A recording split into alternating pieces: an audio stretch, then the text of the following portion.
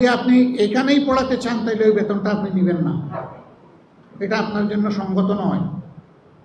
আপনি একজন মহান শিক্ষক, আপনি তো জাতিকে বিবেক জাগিয়ে তুলবেন, সুতরাং বিবেকের জায়গায় আপনাকেও সচেতন হতে হবে। যারা এখন এমপিওভুক্ত আছেন কিন্তু জাতীয়করণ না হওয়ার কারণে বৈষম্যের শিকার, আমরা আবার ভয় করব না তো যে আপনারাও সরকারি হয়ে গেলে এমনটা হয়ে যাবেন? ভালো করে বুঝে শুনে জবাব দিবেন। কিন্তু সমাজের চাকা সৎ পথে চলছে না, সমাজের চাকা সত্য থেকে বিচ্যুত হয়ে চলছে। আমি আপনাদের মাধ্যমে অনুরোধ জানাতে চাই মহান শিক্ষকবৃন্দকে, আসুন শিক্ষার এই মহান পেশাটাকে নেশা হিসাবে আপনি কবুল করুন।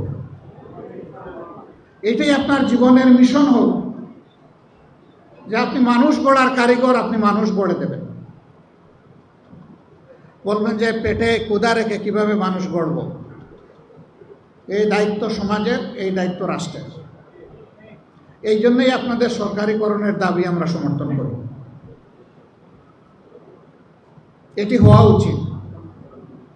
শিক্ষা মানুষের যদি মৌলিক অধিকার হয়ে থাকে তাহলে সেই শিক্ষা প্রত্যেকটি মানব সন্তানকে তার অধিকার তার হাতে তুলে দেওয়ার দায়িত্ব হচ্ছে সরকারের।